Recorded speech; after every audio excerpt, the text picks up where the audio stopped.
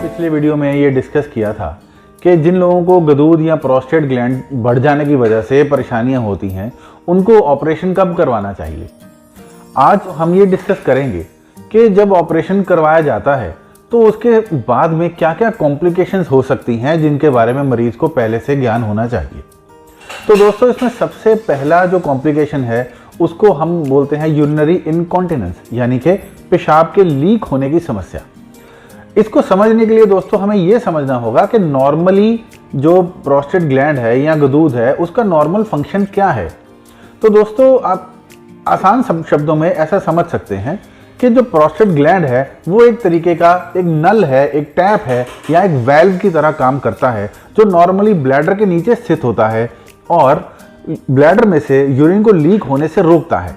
इसका मुंह नॉर्मली बंद रहता है जिससे कि ब्लैडर फुल हो सके, और जब ब्लैडर पूरी तरह से भर जाता है तो पेशाब की हजत होती है, तो इसका मुंह खुल जाता है और तब पेशाब की निकासी होती है। तो दोस्तों, जाहिर सी बात है, अगर ये मैकेनिज्म फेल हो जाए, यानी कि अगर गदूद इतना बड़ा हो जाए कि खुलने के टाइम पे उसका मुंह खुले ही नहीं, तो इंसान पेशाब नहीं कर पाएगा अच्छे से। जाहिर सी बात है, उन्हें पेशाब में दिक्कतें होंगी। उन दिक्कतों के बारे में हम अपने पहले एक वीडियो में डिस्कस कर चुके हैं। जब हम ऑपरेशन करके प्रोस्टेट को निकालने की हमारी जब मजबूरी बन जाती है, तो अब पेशाब को कंट्रोल करने के लिए वो जो वाल्व है वो नहीं रहता। जाहिर है, ऐसे में पेशाब की लीक होने की दिक्कत मरीज को सता सकती है, लेकिन इसका भी हल होता है। हम मरीज को स्पेशल एक्सरसाइजेस, कुछ ऐसी कसरत सिखाते हैं जो मरीज के अंदर मसाने के आसपास की मांसपेशियों की कसरत होती है, जिनके जरिए मरीज अपने पेशाब को कंट्रोल कर सकता है। लेकिन अक्सर देखने को ये मिलता है कि मरीज को अपना पेशाब पूरी तरह से कंट्रोल करने में कुछ महीने लग सकते हैं, लेकिन 90% से ज़्यादातर मरीज ऑपरेशन के कुछ महीनों बाद में अपना यूरिन का कंट्रोल बना लेते हैं।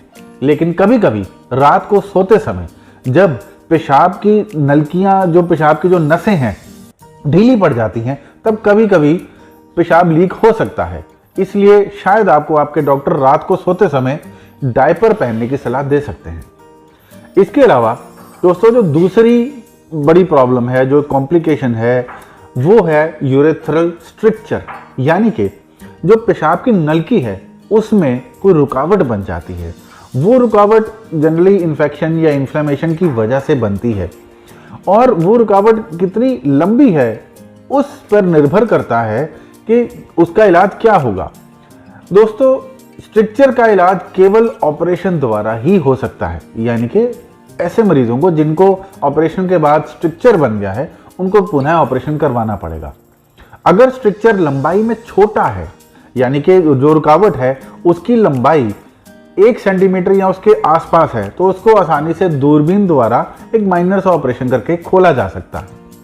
लेकिन अगर स्ट्रिक्चर बहुत लंबा है, यानी कि 1 सेंटीमीटर से भी ज़्यादा या 2 या 3 या 4 सेंटीमीटर लंबा है, तो फिर दोस्तों इसके लिए ओपन ऑपरेशन करना पड़ता है, जिसके दौरान शरीर के किसी और हिस्से से खाल निकाल के पेशाब के स्ट्रिक्चर वाले हिस्से में उस खाल को प्रत्यारोपण करके पेशाब के रास्ते को दोबारा बनाया जाता है। इस ऑपरेशन को यूरेथ्रोप्लास्टी कहते हैं। इसके अलावा जो तीसरी बड़ी कॉम्प्लिकेशन है दोस्तों, उसको बोलते हैं ब्लैडर नेक कॉन्ट्रैक्चर। जैसे कि इसके शब्दों से ही समझा जा सकता है कि ये मसाने की जो गर्दन है उसके बंद होने की स्थिति को कहा जाता है। ऑपरेशन के बाद जब गदूद निकल जाता है तो दोस्तों, जहाँ पे मसाने की गर्दन थी कभी, वो गर्दन इन्फेक्शन या इन्फ्लेमेशन की वजह से धीरे धीरे सिकुड़ के वो जो जख्म होते हैं वो बंद होने लगते हैं, और इसी कंडीशन को ब्लैडर नेक कॉन्ट्रैक्चर बोलते हैं। दोस्तों, अगर यूरेथ्रल स्ट्रिक्चर बने या ब्लैडर नेक कॉन्ट्रैक्चर बने, दोनों ही केस में मरीज को पेशाब में दिक्कत दोबारा शुरू हो जाती है ऑपरेशन के बाद। यानी पेशाब अटक के आता है, खुल के नहीं आता, पेशाब में बहुत जलन होती है, पेशाब बार बार आता है।